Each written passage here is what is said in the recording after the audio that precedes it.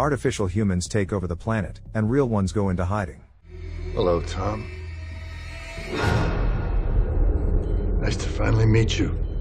In the 21st century, America is astounding the world with its progressive approach to life. Dr. Lionel Kanter, the head of Virtual Self Industries, VSI, along with his co-founders, is developing a system that completely transforms the lives of people with disabilities. In this setup, individuals, called operators, control androids using the power of neural impulses in their brains. These androids, known as surrogates, relay all the sensations they experience back to their operators. This technology gives those who are unable to move due to health issues or injuries a chance to lead full and vibrant lives through their robotic counterparts. 7 years after the project's inception, humanity realizes that robots can be utilized in all aspects of life, from peacekeeping missions to everyday activities. During this time, the use of robots has dramatically reduced mortality rates, epidemics, and crime, as every American citizen can live their dream life without leaving their home. Despite all the advantages of a robotic world, there is a small group, about 2% of the population, who are staunchly opposed to androids. 3 years before the official introduction of surrogates, these so-called dread colonies began staging mass protests. This group of people lives in isolation,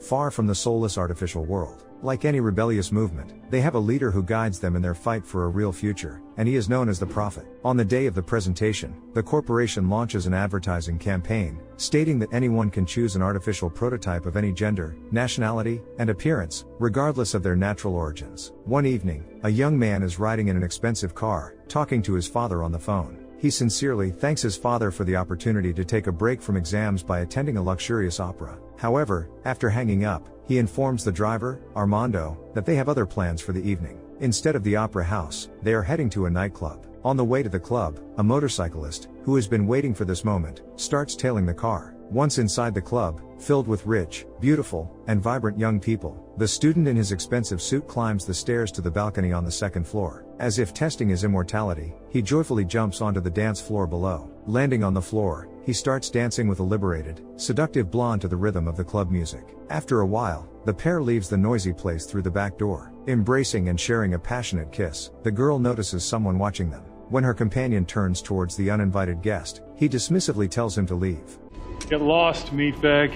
In response to these words, the motorcyclist pulls out a weapon and hits the two surrogates with such a powerful impulse that they are unlikely to be repaired. As the killer leaves the scene, he swerves into oncoming traffic, cutting off a car and causing an accident, before disappearing in an unknown direction. When the patrol police arrive at the scene of the accident, besides the overturned car and the driver torn in half, they also notice 2 damaged androids unrelated to the crash. As a result, they call in a federal investigation team. Agents Jennifer Peters and Tom Greer examine the robot bodies. The attack could be considered an act of vandalism, but since one of the surrogates is unregistered, it raises significant suspicion. Extracting the damaged chips, the agents identify the operator of the female surrogate. The owner, Cameron McAllister, hasn't reported the expensive surrogate's malfunction, which further complicates the investigation. When they arrive at McAllister's residence, the concierge opens the door, but the apartment owner doesn't respond to her calls. Jennifer Peters notices a corner of the bedroom filled with wigs, women's accessories, and cosmetics, which explains why the man chose to use a female surrogate. Hearing her partner scream, Tom Greer rushes to her and sees that the blonde's operator is dead. His head appears to have exploded, indicating that the safety mechanisms protecting surrogate users from life-threatening risks have failed. After leaving the crime scene, Tom returns home and plugs his younger clone into its charging station.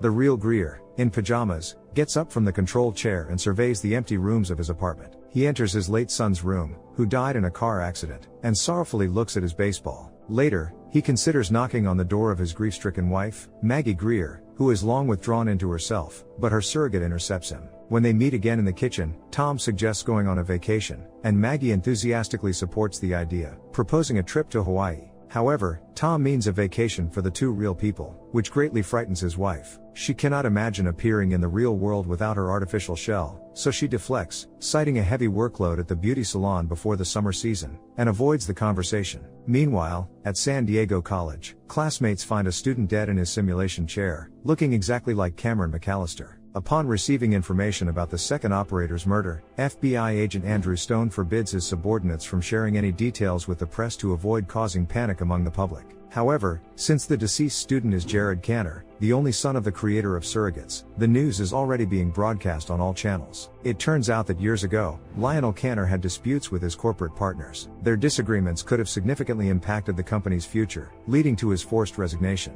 Dr. Kanner refuses to comment on the tragedy. Agents Peters and Greer visit Lionel Kanner's home and speak with his surrogate. In their attempts to uncover the truth, Lionel realizes that the person who killed Jared had reasons to wish death not upon his son, but upon him. This means he inadvertently caused his own tragedy. Reaching this conclusion, consumed by guilt and pain, Dr. Kanner disconnects his surrogate, weeping in his wheelchair. To gather more information, the agents head to VSI. Following an aggressive testing of the mechanisms, the company's advertising slogans promise clients an incredible combination of machine durability and human sophistication. The corporation offers the experience of an extreme, vibrant life without any health risks for the operator. The agents meet with the company's vice president, Victor Welch, and 2 corporate lawyers. The self-assured Welch sends his regards to Andrew Stone, indicating that he has connections even within the FBI. This doesn't deter Tom from asking Victor the pressing questions. Interestingly, neither Welch nor his lawyers can explain why the surrogate's head explosion causes the operator's brain to boil. One of the female lawyers vehemently defends the technology, prompting Tom Greer to retort with disgust that he isn't sure who he is really talking to. Behind her sweet face could be a sweaty 40-year-old pervert. This statement visibly unsettles the lawyer, as if revealing her true nature. After this exchange, Greer and Peters take the elevator, not to leave the company but to dig deeper. They find a scientist involved in the development and repair of surrogates and learn that a batch of military surrogates arrived last week, missing both vision systems and motherboards. To verify another lead, the FBI agents visit Colonel Brandon, who currently oversees peacekeeping operations in certain areas. The colonel denies any military involvement in the elimination of surrogates, explaining that they actively use surrogates in combat and always retrieve the schematics for system analysis. Back at FBI headquarters, Jennifer Peters finds a suspect resembling the motorcyclist among previously convicted individuals. The suspect is Miles Strickland, previously arrested for theft but released immediately after his arrest, suggesting someone might be protecting him. After issuing a search warrant for Strickland, the agents approach Bobby Sanders. He is the only person in the department without a surrogate, believing no machine can keep up with his mind. Seeing the agents at the entrance to the monitoring department, Bobby informs them that the dread they are looking for has been spotted in Dorchester, and a patrol unit has already been dispatched. To save time, Tom Greer leaves his partner with Bobby and heads off to pursue Miles. Jennifer also learns from Bobby that he uses a cutting-edge program to track suspects. This program isn't exactly banned in the country, but it also hasn't received official approval. They don't ask, we don't tell. Aw, come on. Relax, we're the good guys. At that moment, on one of the screens, 2 male surrogate figures are seen harassing a girl in a hotel room. As she screams for help, Bobby Sanders immediately blocks the users and shuts down the androids, giving the victim a chance to escape. Meanwhile, Tom Greer pursues the individual in the helicopter, hoping he can shed light on the situation. In his pursuit, the police enter Dread territory. Knowing the area like the back of his palm, Miles Strickland dashes into an alley and retrieves his weapon. Within seconds, a wave of pulses hits the police officers, and later, the helicopter. Unlike his colleagues, Operator Tom manages to remove his simulation glasses, but he still feels the impact. Realizing this might be his last chance to apprehend the weapon owner, Officer Greer puts on the gear again and gets back to work. Despite the absence of a forearm, the robot chases Strickland for a long time, eventually catching up with the exhausted man. The officer demands Strickland return the bag with the weapon, and he complies. However, since this is the territory of living people, a group of armed dreads wielding axes and guns attacks the surrogate, dismantling him for parts. The real Tom attempts to crawl to his wife's room but loses consciousness near her door. When Maggie's clone returns home with a friend, they find her husband bloodied in the hallway and quickly call for help.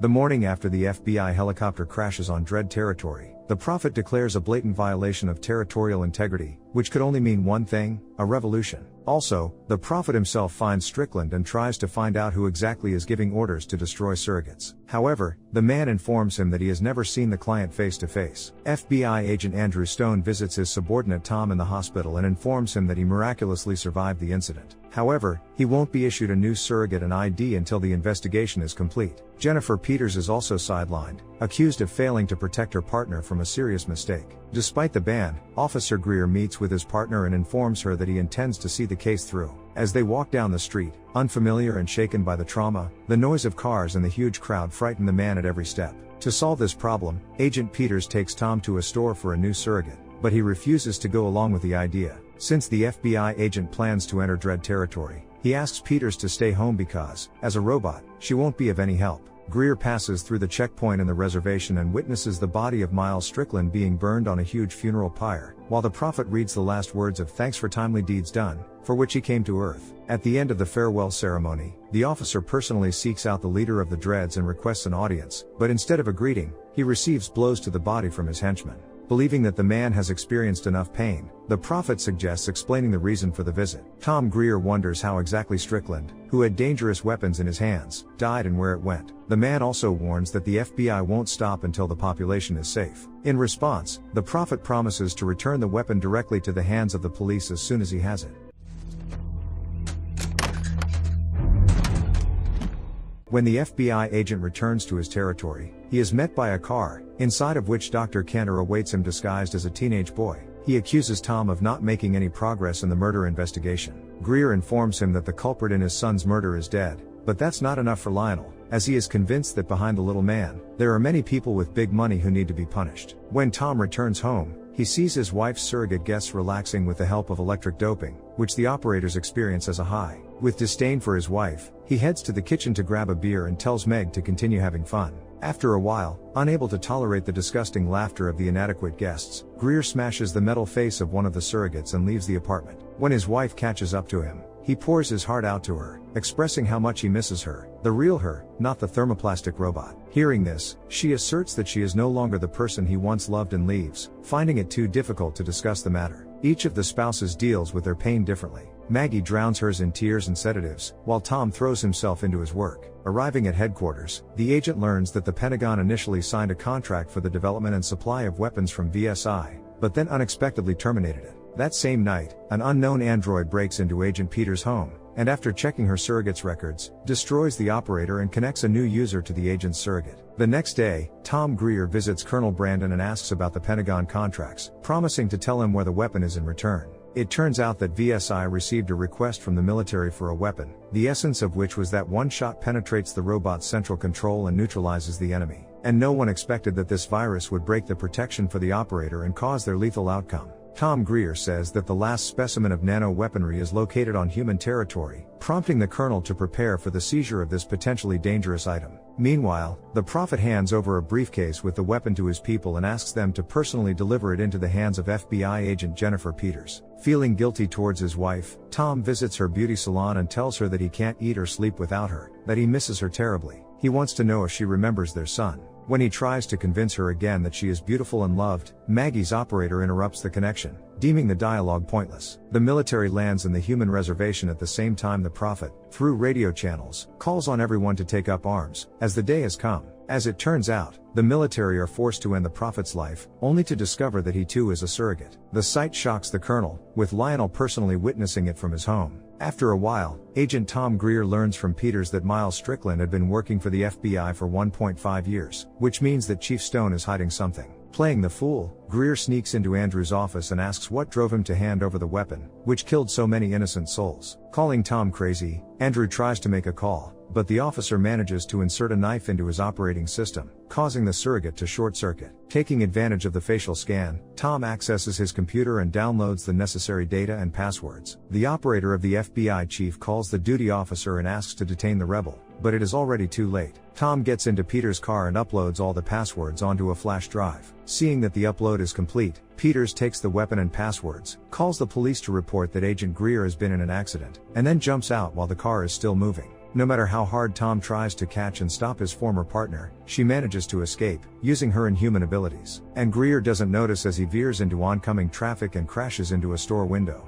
He manages to hide before the operatives arrive and later escapes altogether. While Jennifer Peters hacks into the surrogate system, Greer hastily calls Bobby, but he is chained to a pole. However, Bobby manages to answer the call, and to warn the agent about what Peters is doing in his server room. He starts bombarding Jennifer with questions. At that moment, the repaired Andrew Stone enters the department and sees Peters aiming at Bobby. He asks her to calm down, but she unexpectedly asks him a question. How much did the enemies from the corporation pay him to kill his son? Realizing it's Kantor, he responds that all he wanted was for surrogates to continue their existence and live like humans. Smirking at the absurdity of his statement, the surrogate Jennifer moves the gun away from Bobby and at the same moment aims the viral emitter at Stone, depriving both the mechanism and the operator of life. Hearing the dialogue, Tom arrives at Kantor's mansion and finds a hidden room in the house. At first, he examines numerous surrogates standing on charge, among which were 2 prophets, a young guy, and even the one who shot Agent Peters at night. Walking through the corridors, Greer comes face to face with the creator of all surrogates in the world. The elderly Lionel points a small revolver at the FBI agent, fully prepared to shoot if necessary.